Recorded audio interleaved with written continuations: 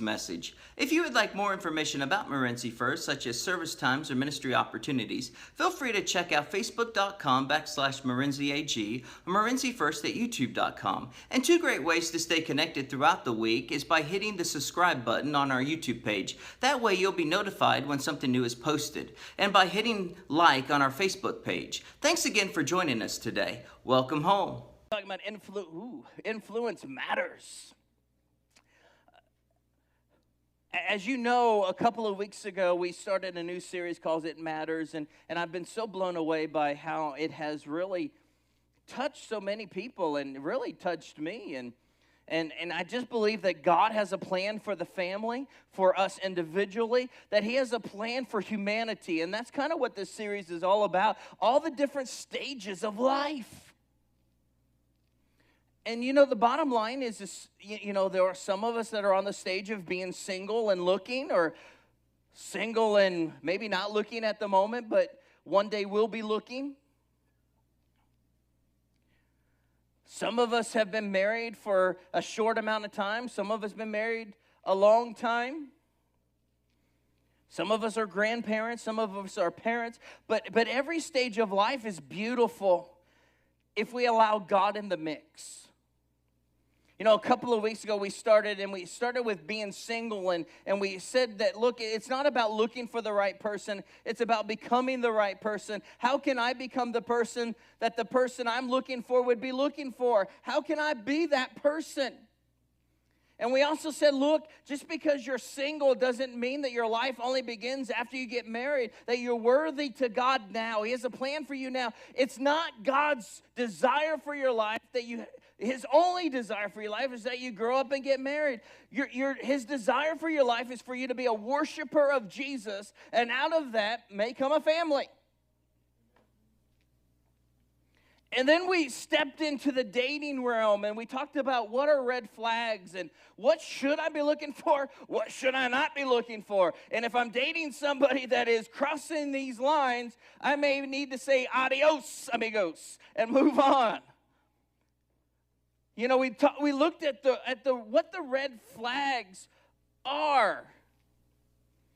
And then we kind of walked into Dad's matter and the enemy's attack on the father, where he tries to bind the strong man so that he can plunder our homes.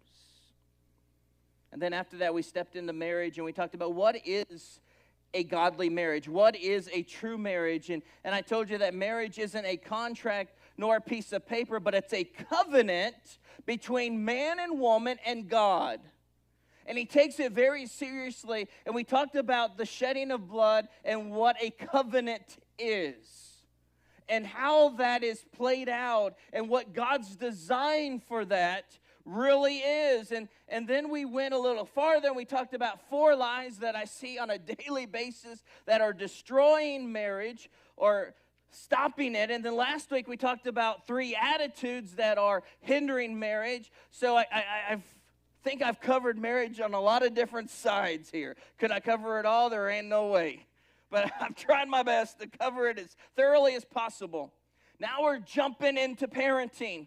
And you say, why parenting? I'm not a parent. Well, almost everybody in this room is either going to be a parent, wants to be a parent, is a parent, or is a grandparent. Or has a parent. So this is for everyone in this room. Now, I'm going to tell you, I'm going to be very gentle. How can I not be very gentle after this morning?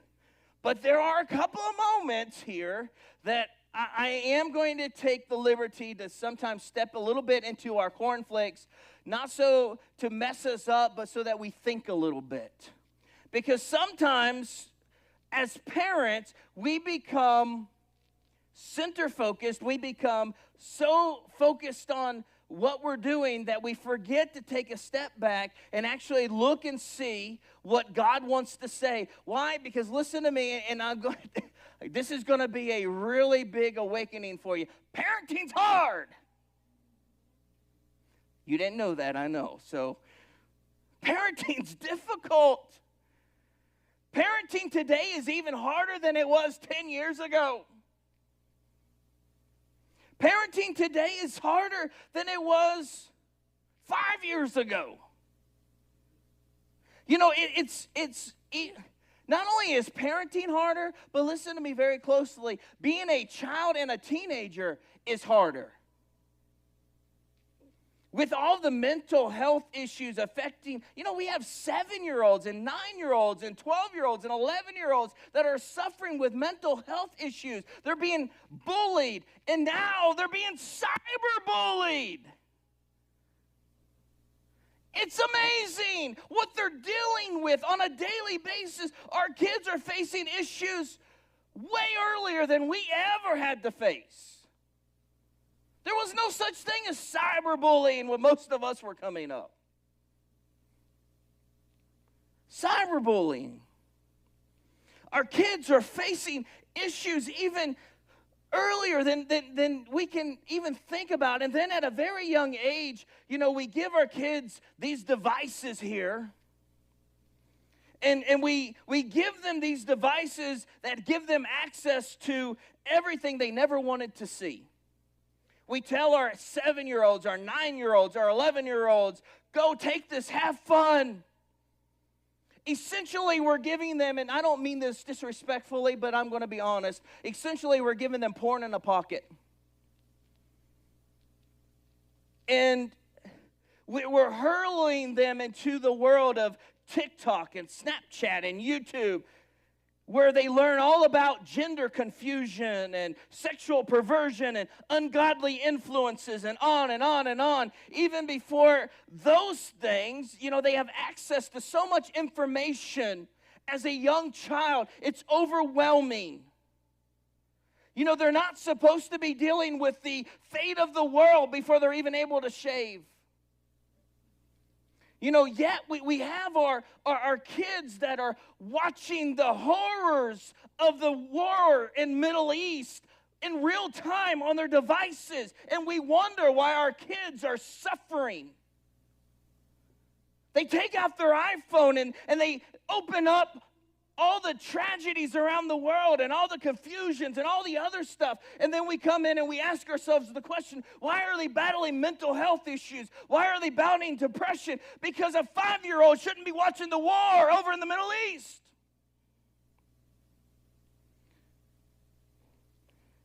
And we got ourselves into a mess. And you say, are you against kids having devices? And let me just say, look, I would encourage you to wait as long as you can, but I'm not against kids having devices. I'm against kids having unfettered devices, unmonitored devices, unwatched devices. I think if a parent, and listen, I'm not trying to be judgmental here, but if you have a child in your house, you should have some kind of safety on their device. I have a safety on my device because I want to live pure before the Lord.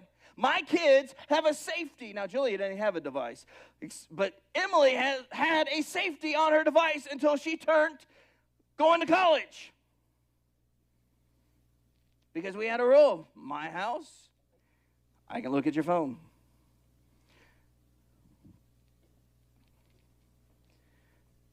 So am I against devices? No, but I would say I would wait as long as you can, but I am against unfettered devices. See, when it comes to parenting, one of my first questions is how can I lead my family where they will grow up and love Jesus? The overarching theme of my parenting, your parenting, should be how can I raise my child in a way that they grow up and love Jesus. And every decision that I make flows out of that pathway. Everything we're going to talk about today flows out of that thinking. Because look, what good is it for a man to have the whole world and yet lose his family? I want you to turn with me to Deuteronomy. We're going to talk about a couple things today. Some of you are going to say, wow, that's pretty awesome. And some of you are going to might say, you know, haven't thought of it that way before, and that's okay. But I want us to think out of the box of what the world is trying to put us into. Because let me just tell you, and I know you know this, and it's no secret, but our world is not family friendly. The world isn't designed any longer. Days of Mayberry are over. They're not designed any longer to have your family succeed. It's designed at this moment to sneak in the back door and separate kids from parents so we can indoctrinate kids and we can alienate parents.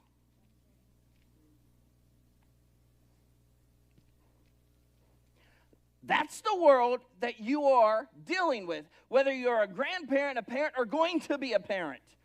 And you that are going to be a parent, it's probably going to get worse.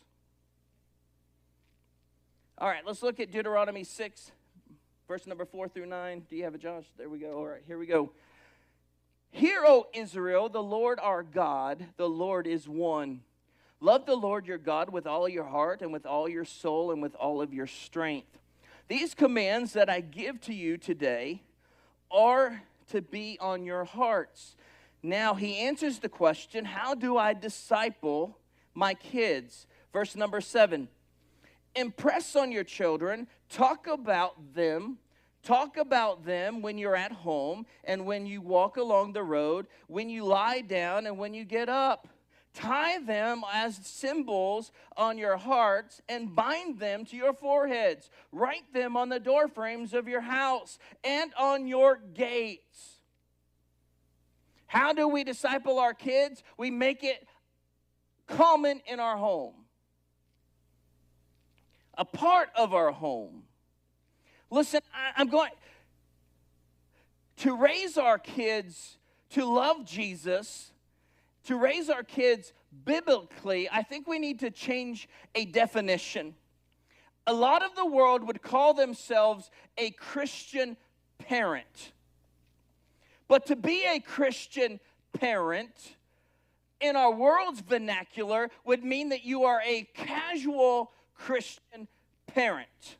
Which means that you pray when things get tough, you attend church when it fits into your schedule, and you are a Christian parent. I believe that we need to stop calling ourselves Christian parents, and we need to start calling ourselves Christ-centered families. Because a Christ-centered family has Jesus at the center of their home.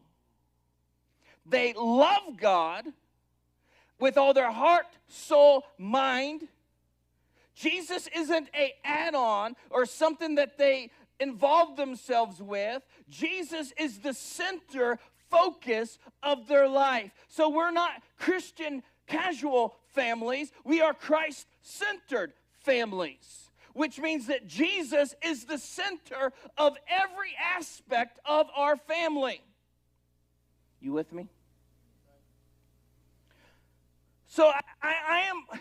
Now, if you call yourself a Christian parent, I'm not going to be mad. I'm just saying I'm trying to change our thinking a little bit. I'm going to stop referring to it as Christian parenting, but Christ-centered families. Because I believe that there are a lot of Christian parenting out there, but there's not a lot of Christ following. And it makes a complete difference when we look at it. What does it mean to raise our kids in a way that they're going to love God with all of their heart? So with looking at this, what does it mean? What can we pull out of these scriptures? And we're going to look at quite a few today about helping our kids love God. So if you're taking notes with me, number one, write this down. We risk too little. We risk too little. Listen. In our modern day culture, risk and adversity and pain avoidance are the top values of most of our parenting. We don't want our kids to be hurt. We don't want our kids to have a hard time. We want to keep them safe as possible. We want to bubble wrap them, and we want to pat them on their bubble wrap, and we want to send them off safe, secure, and never bothered with. But if you and I were to go down memory lane to when we were growing up, the way that it most of the time happened is every Saturday morning, your parents would meet you at the door, kick you in your butt, and say, don't come back until the lights are coming on. Most of us were kicked out of the house on Saturday. Not that our families didn't love us, it's that safety, security, and risk avoidance wasn't their top priority. We did a lot of bad things in today's society. You know what? How I got a drink every Saturday? Sometimes it tastes good. Sometimes it tastes bad. Most of our modern parents walking today on the line, they're like gagging now. But that's what we did. I'll tell you something else that we did. I didn't even know it was wrong. But I rode in the back of a pickup truck. I sat on wheel wells. I bounced up and down. And every now and then you tap and say, go faster, go faster, go faster.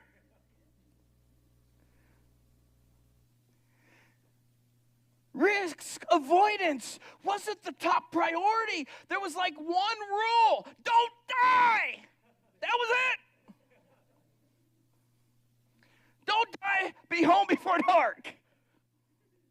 If you came home after dark, you were going to die. But that was a whole other story. You know, that's just the way it was. It's not that our parents didn't love us, it's just their top value wasn't risk avoidance. You know, how we came up, you know, and I remember, and you may remember too, but you know who my seatbelt was? It was Mom, you know. It's amazing. I was thinking about it this week, and I was thinking about that. I was like, you know how they came up with an airbag? Some young kid was like riding with his grandma, you know. It's like airbag, you know. That's the way we grew up. And, you know, it's like risk avoidance wasn't the top priority. Now, listen, let me just be very clear with you. My wife and I were very safe parents. We believed in car seats. We believed in, you know, when they rode their bikes, they wore their helmets. I'm not against any of that. And I'm not telling you that we go back to riding in the back of the pickup truck, because I would have killed my kids riding in the back of the pickup truck. I learned better. But at the same time, we've got to allow our kids to grow up. And look, make them wear their seatbelts, make them wear their helmets, but look, when they're going down to check the mail, they don't need knee pads. We've got to allow them to grow up, and we have to allow them to learn from God. We have to let them learn, because look, you know, in our efforts to protect them from pain and suffering, we've robbed them from confidence. Listen, in our everything, robbed them from any kind of avoidance and any kind of pain. What we've really done is robbed them from any kind of confidence. And now we have 25-year-olds that won't drive because of the chaos of driving, and we have 20-year-olds that don't know how to fill out job applications, and we have 30-year-olds living in their mom's basement and all the other stuff because they don't have confidence. They don't know how to step out, and they don't know how to do that. We've not only robbed them from believing in themselves, but because we've taken away all the risk, we've robbed them from putting their faith in God. We've not only robbed them from believing in themselves, but we've robbed them from the ability to develop faith. Because a lot of them, instead of putting their faith in Jesus, their faith is in the bubble wrap that we've been protecting them in. So we've not only robbed them from confidence of how to step out and how to grow and be the adult, but we've also robbed them in a very valuable place in life to trust God through all things. And Hebrews tells us that it's impossible to please God without faith. Wow, there you go, faith. Impossible to please God without faith. In the way that we're designing our normal families, we are eliminating the faith factor. So not only are we eliminating risk and avoidance, but then number two, we rescue too quickly. So we don't risk enough. We risk too little, but we rescue too quickly. Think about it. Mom stays up to 2 a.m. to help little Johnny with their science fair that they procrastinated or didn't do at all. And then after we fix their problem, we all go celebrate that we won the science fair.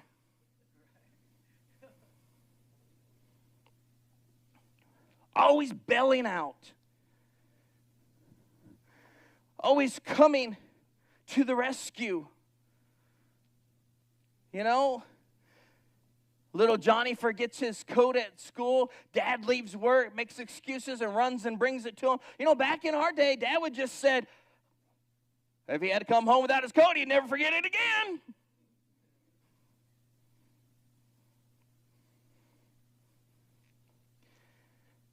But we jump in. But listen to me, consequences make for a great teacher. Consequences make for a great teacher. And if we rob them from consequences, we rob them from the lessons that come with it. And Galatians 6:7 says this, do not be deceived. God cannot be mocked. You reap what you sow. And when we rob our children of God's natural consequences, it's no wonder that they grow up not to fear God. And if we take away all the consequences, it's no wonder that they don't fear God or consequences. But we reap what we sow. So a lot of times we risk too little, but we step in too quickly. And if you think of the story of the prodigal son, and I love the story, most of us know it. Basically, a son of a rich man wants his inheritance early. He wants to go live his life. He's tired of being at home. So he goes to his dad and he says, give me everything you owe me and I'm going to leave. And he does. And he goes and he leaves and he has all these wild parties and he blows everything. And the next thing you know, he's eating out of a pig trough. Lost everything.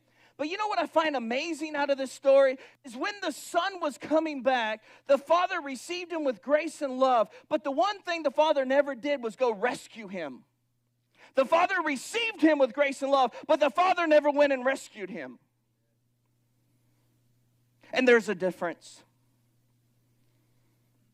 The father received him with grace and love, but the father never chased after him. Sometimes we don't risk, and then we jump in too quickly. We get it wrong. We risk too little, and we rescue too fast. And we see that what happens is in this culture of doing that, and no risk equals no faith. And when we rescue too fast, we eliminate consequences, where we eliminate you reap what you sow, and we eliminate the fear of God. And tell me what our culture is missing today.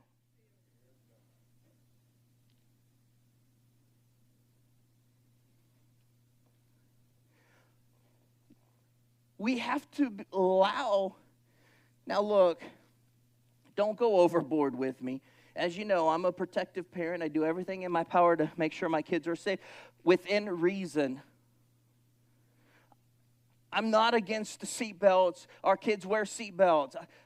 Our kids probably were in their booster seat probably longer than almost any kid in this house. Why? Because we wanted them to be safe, but that was what was supposed to happen. But we don't want to bubble wrap them at the same time. So don't go crazy on me, but stay within what we're talking about here. Don't leave here, take your 9-month-old out of their car seat and say, Pastor said so. I did not.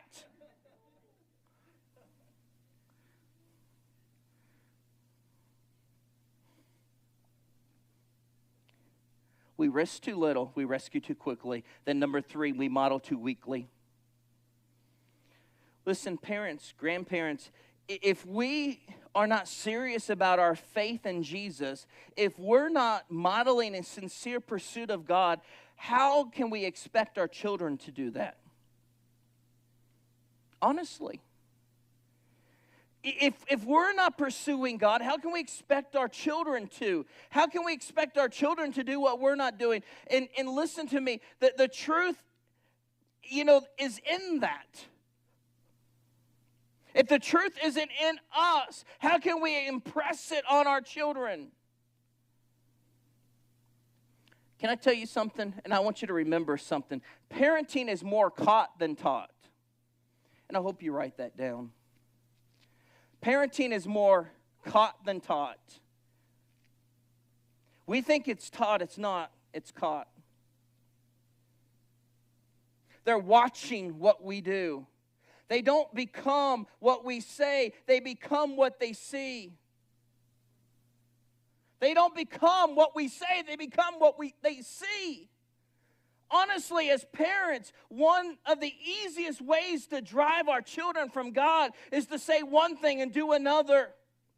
The moment that we confess that we are a Christian family and a Christian parent and all the other stuff, but we don't pray and we don't tithe and we don't forgive and we don't serve anywhere, and it's all about our family, they know we're lying. The fastest way to drive them away is to be hypocritical yourself. In Mark 7:6 says this, look, they honor me with their lips, but their heart's not anywhere near.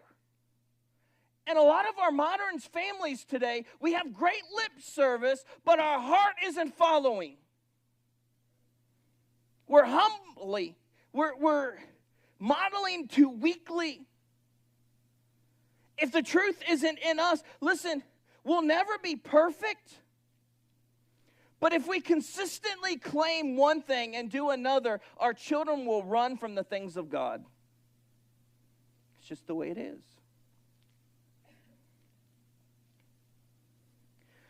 Can I give you a life truth? And please write this down. I want to give you a life truth. And I wish everybody was here to hear this because I fully believe it. Listen to me. Who and what you expose your children to will shape what they become and what they believe.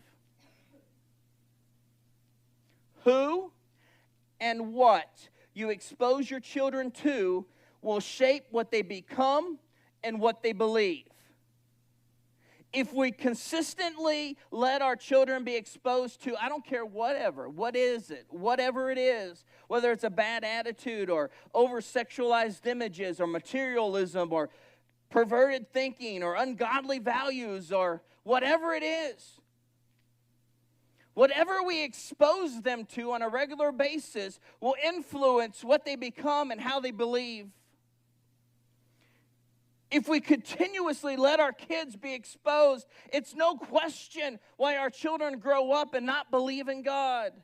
I have parents all the time, they'll come to me and they're like, I don't understand why my teenager is drinking. But every Saturday, they have a drinking party in their backyard. Now, they don't call it a drinking party. It's just a bunch of friends that come together, and they're constantly but then they wonder why their child that grew up in that atmosphere is now not seeing a problem with it.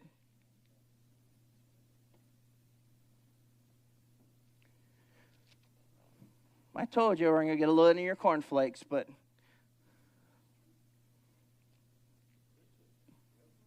it is what it is. I hear people all the time, I don't know why my child is questioning God. But at the same time, the friends that we expose them to and hang with either don't have a relationship with God or they claim to have a relationship with God, but their lifestyle isn't honoring to God, but we can't throw them under the bus because they're our friends, so we have to validate them in front of our family, in front of our kids. So we're like, there's nothing wrong with Uncle so-and-so, yet we know he's not living right. So we're validating his unchristian life with the label of Christian, and we wonder why our children is confused.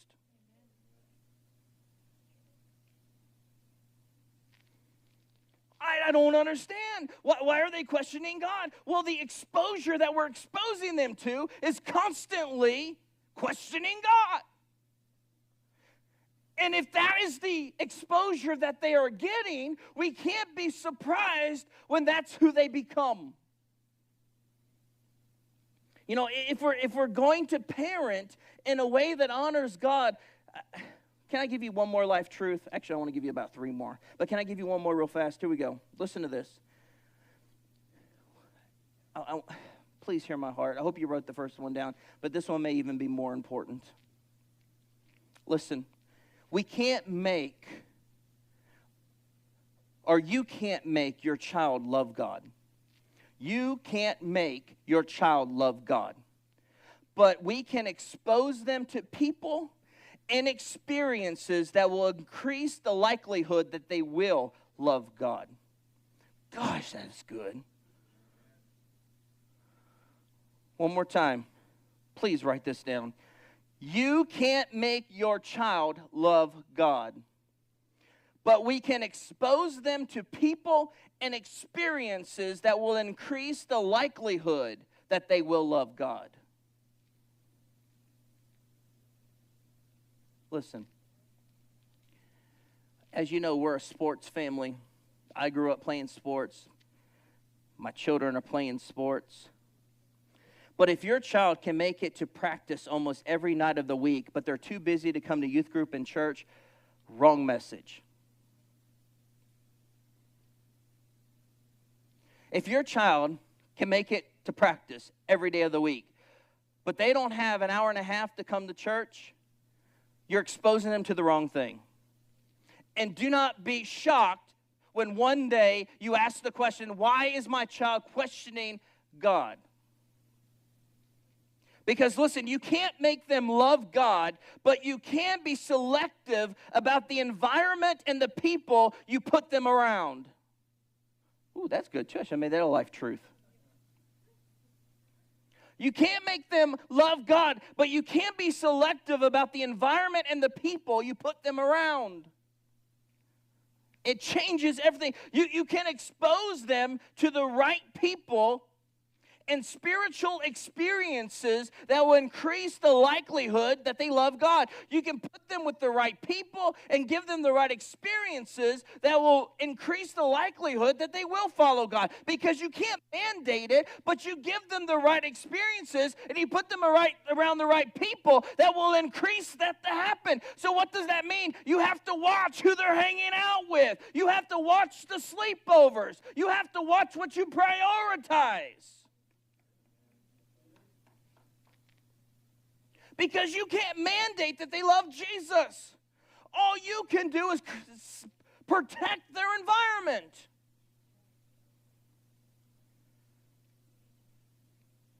You say, oh, what kind of experiences?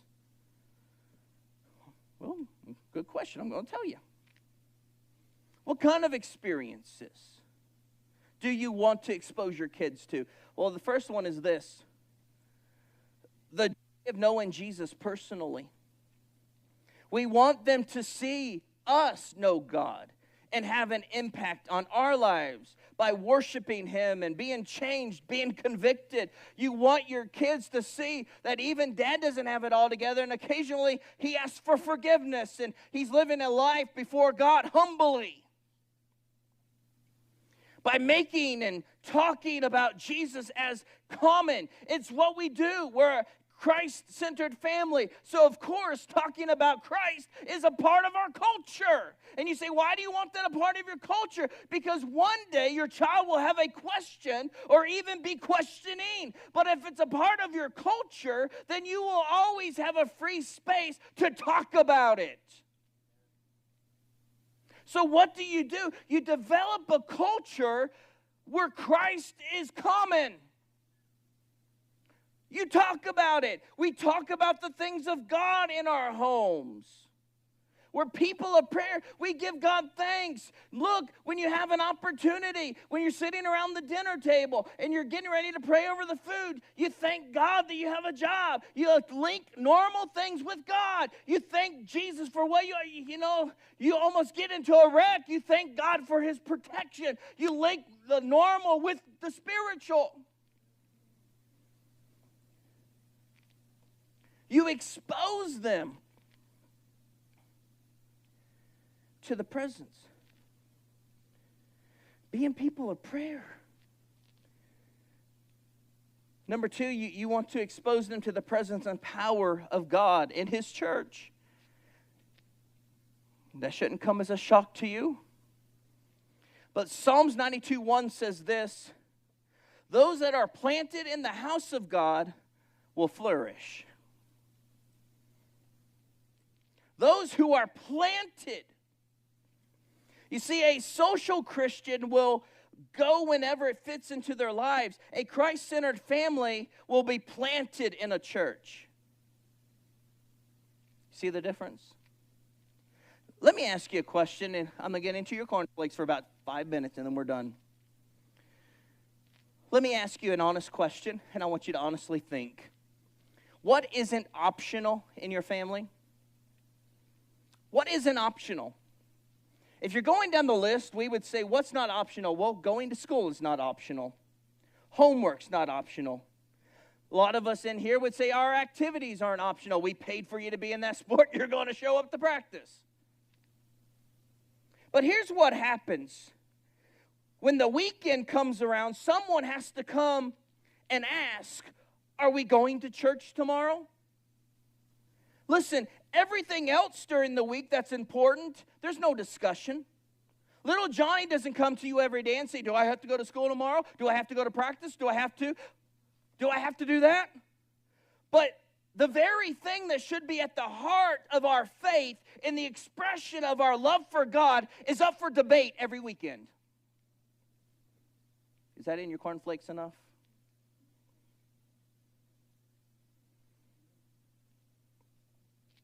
Like, what? Little Johnny don't have to ask about going to school, but every Sunday night we have to say, Mom or Dad, are we going to church tomorrow? Why do we have to ask that question?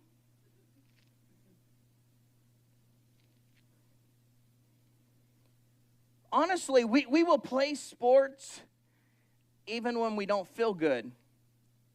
But a lot of times if we get to bed 10 minutes too late on Saturday night, we're too tired the next morning. And we wonder why we have to fight our kids to come to church, because we have taught them that it's optional and that any little resistance will stop us from coming. So you know what they do every Sunday morning? They give you just a little bit of resistance to try to stop you from coming. Because we've taught them, hey, coming to church is so optional and any little resistance will stop me from coming. So what are they going to do? They've learned how to give you enough resistance to stop you from coming.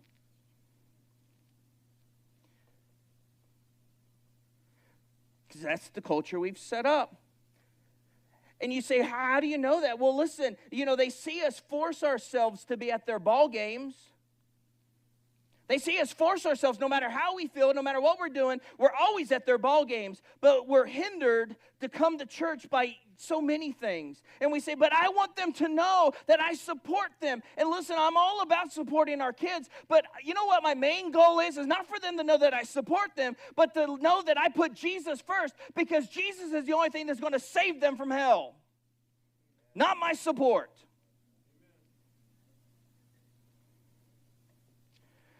I would rather them know that I put Jesus first.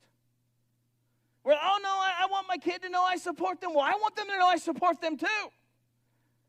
But I would rather them know that I put my Jesus first.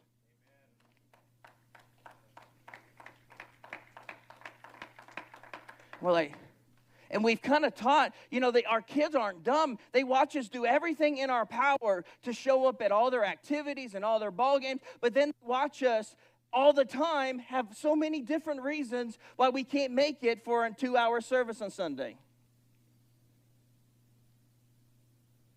We've proven their theory.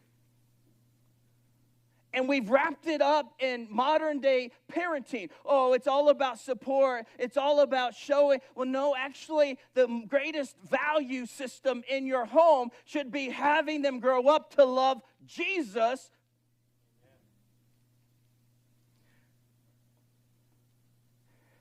Because you can't be there everywhere with them. Only Jesus will save them. And listen, if we're often prioritizing something over church, like sleeping in and going to the lake, but we're never prioritizing church over other things, we are clearly demonstrating our value to our family. Now, look, I'm not saying that you can't ever go to the lake. Look, we all need time off. We all need days off. No one's saying that. Don't go crazy.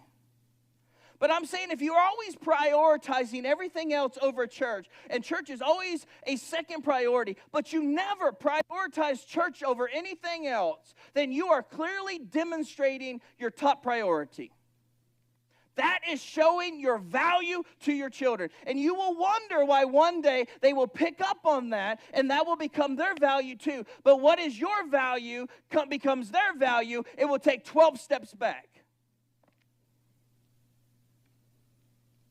And we see it, all the time. It's like we will do everything in our power to show up to this and to do that. But then we give off the signal that, look, actually, as much as I tell you out of my lips, Jesus is the most important. But what really is the most important is your ball playing, your football playing, your school activities, going to the lake, all the other stuff. Because that's always our priority. But everything else, we'll take it Sunday by Sunday.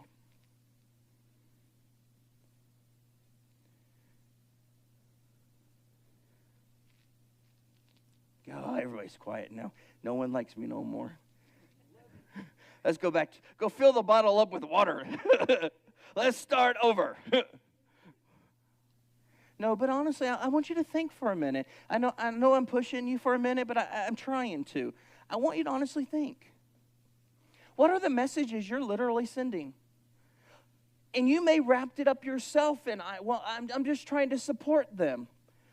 Honestly, I get that. I'm all about supporting them. But if it becomes the message that speaks above Christ's position in your family, you better take a step back and get it right. Because there will come a day when your child will start questioning God, not wanting to come to church, and trying to make every excuse. They'll wake up every day with a headache. But then as soon as church is over, they'll be ready and willing to go to lunch or movies or whatever else. It's like a situational headache. It's really not. It's just the resistance that we taught them, that as long as you have a little resistance, it's okay. And it's become that culture. So what we've ended up doing is we've developed what we've sworn to ourselves that we would never develop. But the problem is that we risk too little. We rescue too quickly. And then, the bottom line is we model too weakly. But the law of parenting is who and what you expose your children to will shape who and what they become and believe. And then the other part is just as true. You can't make them love Jesus, but you can expose them to the people and experiences that will increase the likelihood that they will. You can't legislate faith, but if you have them in an environment where God is actively moving, your likelihood is eventually they'll catch it. You're like, what are you saying? Well, let me explain. Look, the greatest way to have your children read the Bible isn't by ordering them and forcing them to. It's by allowing them to watch you and mom and everybody else. And if you're doing it and mom's doing it and sissy's doing it, it's just logical that I will do it. It's the culture. If I'm legislating it, they'll do it when I'm on top of them. But if it's just the family culture, they'll do it because it's what we do. Same thing with prayer. Same thing with church. Same thing with everything else. You can't legislate faith, but you can legislate and you can protect what you expose them to, who you put them around. And when you bring them to church on Sunday, one thing that you're doing right now is when they're in church, in children's church, in nursery, around a loving environment where Christ is being talked about, they feel his presence, they're more likely to believe in a God that they feel than a God that they're told about occasionally. So you want to hinder them from believing and wonder why they're not. But you got to ask yourself, who is the number one thing you're exposing them to? Because they will become and believe the number one thing you expose them to. That's why it matters. That's why this matters. That's why I believe so hard in camp. Because there's such a presence of the Holy Spirit at camp that I take atheist kids with me. And you can't walk on campus too much longer without saying, there's something in the air. You know what I'm talking about? I can't legislate their faith, but I can put them in an environment that will influence it.